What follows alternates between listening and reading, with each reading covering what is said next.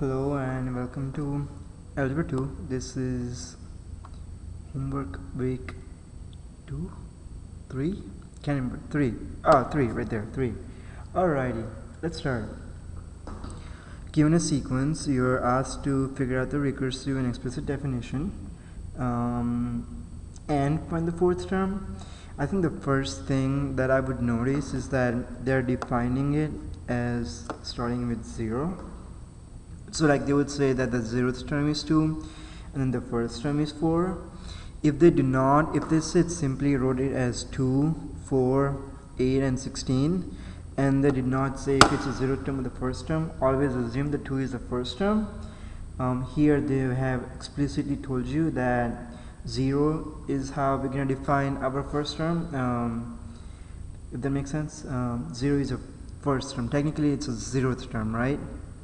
And to write this as explicitly or recursive, let's start with recursive first. I'm just gonna create a line here. Left side recursive, right side explicit. Okay. So just start with the recursive. In order for you to define your recursive, there is 3 key steps. Very first one is define your 0th or first term. Here you will be defining your 0th term. So you're gonna say, since it's letter A, you're going to say a sub 0 equals 0. You defined your first term, I meant 2, not 0, 2. A sub 0 equals 2 because the first term is, like 0th term is 2. After that, every single term is taking the previous term, and in this case, you're timesing 2. You see? You're timesing by 2 every single time, so that's how you're going to write it. The next thing that's happening is that defining n. What is n? Because you define a variable, you're given a variable, you got to define it. Well, you already used 0, you don't have to define it again, so you just say n is greater than or equal to 1 or n is greater than 0. You don't need to plug in 0 anymore. You already know your 0th term. You don't need to plug in 0 anymore, right? You need to plug in 1, 2, 3 and 4 and so on. You don't need to plug in 0. Does that make sense? Hopefully it does. If it doesn't, use my office hours. Moving on, explicit. It is geometric. As you can see, it's geometric, and there is like a formula for that, and we'll talk about that more, about the formula and when to use it. As soon as I recognize that it's 0, it's starting with 0, I'm going to use this formula. A sub n equals a sub 0 times r to the power of n, where r is your ratio, a sub 0 is a 0th term, and n is just n, right? You might wonder, what would you use if you started with 1 instead of 0, and we'll talk about that later. But for now, if it is 0, you're going to use this formula. A sub n equals a sub 0 times r to the power of n. I would say you can also use this formula where it's, let's just do that. Let's say we use a sub n equals a sub 1 times r to the power of n minus 1. This formula will be given to you. Okay? This right one, this is what will be given to you. We'll use both the formula and see what answer we get. Okay? A sub n equals a sub 0, where your 0th term here is 2, the ratio is 2 to the power of n. That's it. We are done. That would be the answer. Okay? Now, your a sub 1's term here is not 2. Even though it's taking the first term, it's saying when n equals 1, what is your term? It will be 4. 4 times 2 to the power of n minus 1. That's what you would say. And if I tell you these two are exactly the same thing. Now, if you take a multiple choice exam, like if it's like a multiple choice, then it really, like, most likely this will be what's given to you. Sometimes they will also give you this, so it's really important that you know how to get this two. And you might wonder why, how are these two equal? How are these two equal? Alrighty, let's talk about that. I'm going to rewrite this as a sub n equals 4 times 2 to the power of n times 2 to the power of negative 1. Because you see, when your exponents are being, like when you multiply this and the bases are the same, you can combine them, it becomes n minus 1. Okay? Okay, I'm gonna say it one more time. When you are, like, these two are the same base, 2 is the same base, right? So you can combine the exponents, you can say it's n minus 1, like this. You can combine the bases and you can combine the bases and combine the exponents, making it n minus 1. Cool. What is next? This negative becomes 1/2. This 2 to the power of negative 1 becomes 1/2 because it's a negative exponent, and so it becomes 4 times 2 to the power of n over 2. And 4 divided by 2 is 2, and 2 times 2 to the power of n is same thing as this. So these two essentially are the same thing. It is just that you can write both of them. I mean, I would say that both of them are accepted answers. It really depends on like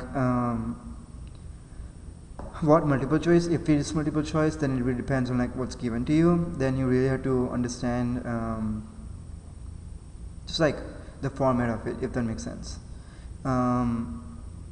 I was looking at the test, and it's kind of one time when they use this instead of this, so it's kind of like you have to figure out when to use which one. Hopefully that makes sense. And then they are asked to figure out the fourth term. In this case, plug in 4 for n. Let's do that. So you get a sub n equals 2 times 2 to the power of 4. 2 to the power of 4 is 2, 4, 8, 16. 16 times 2 is 32. So a sub 4 is 32. And that's it. That will be the yeah. So like this or this is accepted as long as it's open-ended. If it is not, also forgot one thing. You define your n.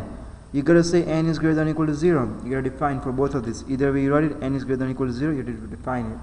It's greater than or equal to 0 because it's starting with 0, right? In explicit, you see how in recursive you have to define your 0 to the first term. In explicit, you don't have to do that. You won't have to do that at all. That's not the process. Okay, moving on. What I recognize here is that the first term is 2. They define it as 1, not 0. So one thing that changes in recursive is a sub 1 equals 2, and then a sub n equals a sub n minus 1 times 2, where n is, could you guess what it is?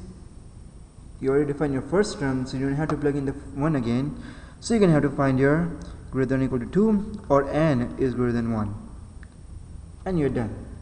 Moving on with explicit. Since it's starting with 1, okay, let's take both the routes. Let's take both routes, okay? A sub n equals a sub 0 times r to the power of n. Let's take that route first. Do we know the 0 term? You don't know the 0 term. You know the first term, you know the second term, you don't know the 0 term. You can figure it out. You can definitely figure it out, right? You can definitely figure it out by just doing this. You see, if you're going down, you're timesing 2. Let's take a step back.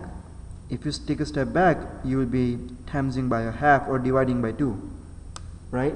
So if you do 2 divided by 2, you get 1. So the 0 term is 1. A sub 0 equals 1. That would be the thing, right? This is just for your process of figuring the answer. It is always, for this specific case, your first term is always 2. You're just using it to figure out the answer, figure out the equation. Do not consider that this is now your first term.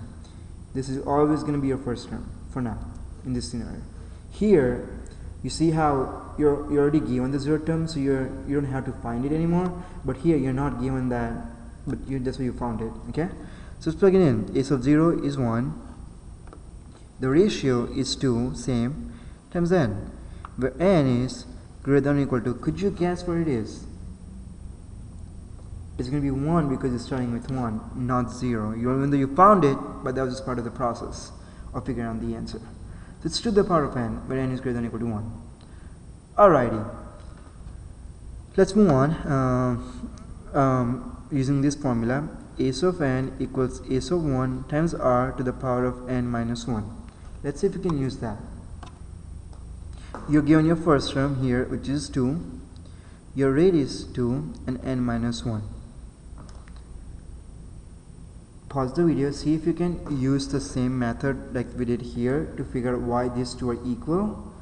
Make sure you write n is greater than or equal to 1 as well, but that's your n. That will be your answer. But now we're going to take an extra step and figure out why these two are equal. Pause the video and see if you can do that, okay? Let's do that. I'm going to do that for you as well. Is that a sub n? I don't want to write a sub n, it's the same thing, you understand that. I'm just want to save space. Okay, how do I separate this exponent? Well, creating a new base. 2 times 2 to the power of n times 2 to the power of negative 1. I'm not creating a new base, I'm just separating the exponent. This becomes 1/2. So 2 divided by 2 times 2 to the power of n.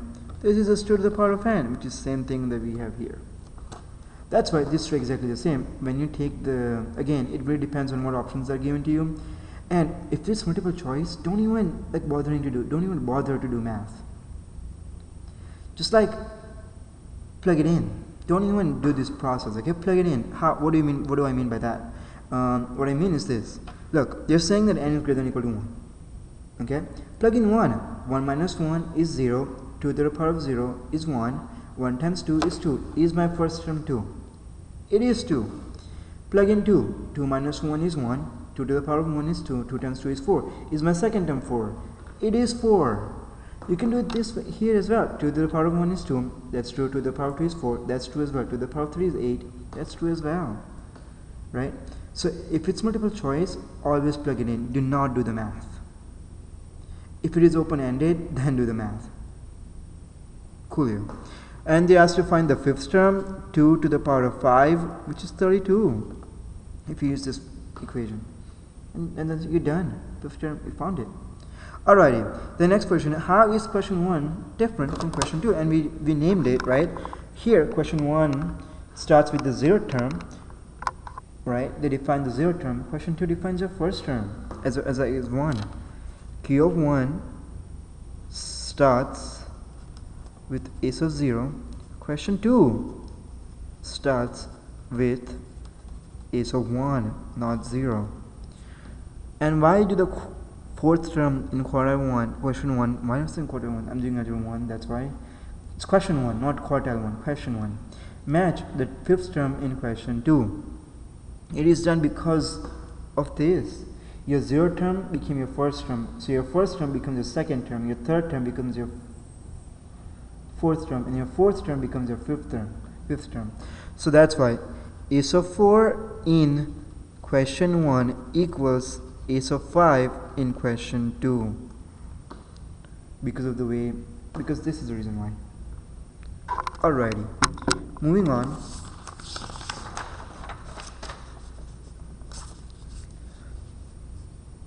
Ooh, interesting. Look at this. They have not said a single thing about which term is which one. So I would start off just by doing that. I would just say, hey, you know what? If it's not given to me, then assume it's the first. A of 1 equals 1. It's not that a of 0 equals 1. That's not true if it's not defined. Like here, look. They explicitly told you that it's a 0th term, right? Your first term is 0th term. Here, they're not doing that. So always assume it's your first term. So now, let's plug it in. Write the explicit and recursive definition. You can do the recursive definition, it's easy now. I will do the explicit, okay? And I will take 2 routes, as we did before. Okay, the first one is simple. A of n equals a of 0. This one is arithmetic, right? Plus n times d. Y equals mx plus b, right? So I'll just do that. Well, am I given my 0th term? I'm not given my 0th term. Can I figure it out? I can figure it out, right? How do I do that? You can pause the video, right? Every single time just pause the video. I'm not going to say it anymore, just pause the video, see if you can try it. It's increasing by plus 5. So if I'm going back, I need to subtract 5. So in this case, a of 0 equals negative 4. Clear? So you're saying negative 4 plus common difference is 5 because you're increasing by 5, n. 94 plus 5n, where n is greater than or equal to 1 because you're defining as 1, right? And that's it. That's the definition of explicit definition. The second route is using the formula itself. S of n equals s of 1 plus n minus 1 times d. This will also be given to you. This right here will be given to you. The difference between this and this is the negative 1 inside and the first term instead of the 0 term. That's the only difference. Let's see if we can do this. And I will also say one thing is that if you do not understand how we go from here to here, how we got this equation in the first place, there is another video that I'll be uploading, I think today itself, explaining all like behind the scenes of when I was in 15th century and how it took me 15 days to go and figure out these equations. Alright, let's move. There's a video being uploaded soon, like today itself, hopefully. Okay. S of 1, your first term you define as 1 plus n minus 1 times d. Difference is 5, right? Cool. If it is multiple choice, again, they might give you this, or they might ask you to even further simplify. So, how do you further simplify? You distribute the 5, you get 1 plus 5n minus 5. 1 minus 5 is 94 plus 5n. Ooh, look at this. We did this directly and we got this. It's the same thing, right? So again, define your n is greater than or equal to 1, and there you asking you to figure the 13th term. Plug in 13 for 5. Plug in for 13 for n. So you get s of n equals negative 4 plus 5n. So you're looking for the 13th term. You get negative 4 plus 5 times 13. 13 times 5 is 65. 65 minus 4 is 61. So your 13th term is 61. And that's it. You're done. Moving on. Let's move on. I'm just gonna speed up really fast. It's like I think you're already in the 15-minute mark already. So it's gonna speed up really fast. Oh, 18-minute mark. Okay. Yeah. Sometimes the videos get really long because it's like my commentary. A sequence is defined by s of 1 equals 5, s of n equals 4 times a n minus 1 for n greater than or equal to 2. Okay, so if you can figure out how have they defined your first term, did they use 1 or did they use 0? They use 1. Okay, they use 1. Perfect. So I could use that. I could use this formula, and this is geometric, you know. So there will be formula given to you, explicit geometric, and it will be this: s of n equals s of 1 times r to the power of n minus 1. So let's continue. The first term is 5. The ratio is 4 to the power of n minus 1. 5 times 4 to the power of n minus 1, and you are done. This will be it.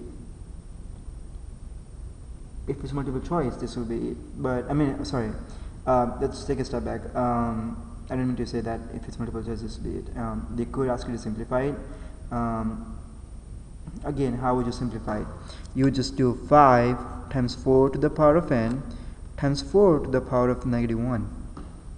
Separate the base, right? 5 times 4 to the power of n. This 4 to the power of negative 1 becomes fraction, making it 5/4 times 4 to the power of n. So they could say this is your answer, or they could say this is your answer, and they're both the same thing. So you need to check. But if it's multiple choice, again, just plug it in, right? Just plug it in. Make sure you plug it in. If it is open-ended, I will accept this answer, or you can write this as well. You can take the extra step and figure it out. It's your choice. But make sure you write n is greater than or equal to 1 here because it's starting with 1. Alrighty, let's move to the next one. Question number 6. Here are some values of sequence A. Write a recursive definition and ooh, interesting. They did not give you the second term, they gave you the third term, and then they gave you the fourth. They didn't give you the fourth, they didn't give you the 5, they didn't give you 6, and they gave you the 7th term. Interesting. Oh, okay. Alright, perfect. Don't worry about it. Okay. First thing you notice is that they define the first term as 1. So let's use that. We're going to use this formula that will be given to you. S of n equals S of 1 plus n minus 1 times d. Right? That will be given to you on the test. So let's plug it in now. What do I mean by plugging in? Well, I know my first term is 4. I can use that as leverage to figure out my difference, my common difference. Oh, you might wonder, why is this? Oh, that's a great thing. I'm glad it came to me. Well, how do I know that it's arithmetic if I don't have consecutive terms? I know it's arithmetic because the difference, the distance between each term is not a lot, if that makes sense. Look, the distance from here to here is only 12. Distance from here to here is 24. And I think I'm glad I'm glad that I'm talking about that right now. Here's why. Because it's arithmetic, I could use this to leverage to figure out my difference. So there's two ways you could figure out your difference. You can, as long as it's arithmetic. You see, the distance from here to here is 12. And what is the distance from here to here? It's 2. And 12 divided by 2 is 6. So your common difference will be 6. Let's check it again. Okay? Distance from here to here is 24. Distance from here to here is 4. 24 divided by 4 is also 6. Ooh. Wow. I'm going to be honest with you right now. Literally, I just thought of it right now. Thought of this way right now. Okay. Let's see if it works. So your 4 plus 6, your second term will be the 10. Will be 10. 10 plus 6, your third term will be 16, and it does work. Interesting. Oh, but let's still use this way. Oh my god, let's still use this way, okay? Oh my god, that's interesting. Okay. So S of, I'm going to use this right here, my third term, just so that, you know. I'm going to use this. Okay. S of 3 equals my first term, which is 4, plus, I'm doing the 3, right? So it's 3 minus 1, 2, times d. I know the S of 3 is 16. 16 equals 4 plus 2d. Subtract 4. 12 equals 2d. And d equals 6. Confirm. Legend. Legend at this. Okay. This is cool. D equals 6. We're good. Moving on. Now we're going to write a recursive definition. Technically, you don't have to do this if you use this way, but you could try it this way as well. I would still suggest you to try it this way, you know. But let's move on. How do you find a recursive definition? Define your first term. S of 1 equals 4. S of n equals S of n minus 1 plus 6. N is greater than 1, or n is greater than or equal to 2. You could use any of this. Alrighty, we're done. Moving on. Look at this. You see the difference between, and like the gap between each term is a lot. Does that make sense? So like, I know this is geometric. Perfect. Right off the bat, I know it's geometric, right? And the formula for geometric, which will be given to you again, is S of 1 times r to the power of n minus 1. I'm going to use this to leverage what the, to figure out my ratio. What do I mean by that? Let's use again the second term. We cannot use this one because it's like, you're already using the first term here, so you cannot use this one, you have to use something else. I'm going to use the third term just to make my life easier. S of 3 equals my first term, which is 1, the ratio, which I don't know, I'm looking for that, and I use this 3 minus 1, which is 2. S of 3 is 9, 9 equals r squared. Take a square root of both the sides, so r equals positive negative 3. So from here, I could write two different recursive definitions, and you have to write both of them if this scenario comes up, because there are two different ratios that could work in this scenario, right? So I'm just going to use positive 3 and negative 3 scenarios. Well, define your first term. S of 1 equals 1, right? Use 1. S of n equals S of n minus 1 times 3, where n is greater than or equal to 2. Or n is greater than 1. That's one recursive definition of it. There's another one. S of 1 equals 1. S of n equals S of n minus 1 times negative 3, where n is greater than or equal to 2, or n is greater than 1. These two together completes the answer. Recursive definition. Alright, moving on to the next one. Ooh, I think I repeat. Okay. I think it's the last question. Look at that. And we are in 25 minutes. Hey, I was assuming it's going to go like 1 hour or like 35 minutes or something like that, but 25 minutes, I'm doing good. Okay. This video is longer just because like I'm explaining as I'm doing it. Alrighty, I'm talking with you all like a conversation. Alrighty, sequence A, geometric right off the bat times 2. They are defining it using 0. Okay. Sequence B, make sure you see this. There's a point here. If there's a point on the axis, make sure you look at it. Okay, and it's linear, right? And it's increasing by 2. Alrighty, arithmetic, I mean, plus 2, geometric times 2. For sequence A, describe a way to each term from the previous term. Where sequence A times 2 previous term. Sequence B, add 2 previous term. Write a definition for the nth term for sequence A if I keep scoring at the same rate. Well, if I keep scoring at the same rate, I'll be a legend. I already am a legend in cricket, but just, you know, let's keep it, make it clear, I guess. Okay. So defining the nth term, when they ask you defining the nth term, they're asking you to figure out the explicit definition of it. How do we do that? Well, they define it using the 0, right? Your first term is the 0 term. So you're going to say, you're going to use this definition, a sub n equals a sub 0 times r to the power of n. You could use that, right? Your 0th term is 25th. The rate of change is 2 to the power of n, where n is greater than or equal to 0, and you are done. This is your answer. You could use the second method, and you should see if you can use that. Yeah, see if you can do the second method. See if you can use this one. A sub n equals a sub 1 times r to the power of n minus 1. Figure that out, and then see if you can get to this right here, this specific equation. Okay. Write a definition for the nth term for sequence B. That's a sub n. It's arithmetic, so a sub 0 plus nd. A sub 0 here is 2, and the rate of change is 2n, so it's n is greater than or equal to 0, and you're done. This will be your answer. And you can check it, right, by plugging in. Plug in 0, the first term is 2. Plug in 1, the second term is 4. Plug in 2, third term is 6, and so on. And I will ask of you the same thing. See if you can use a sub n equals a sub n minus 1, a sub 1 plus n minus 1 times d, and simplify to see if you get this answer or not. And this will be the end of the video for homework week 3. Yeah, 27 minutes. We are good. If you have any questions, use my office hours.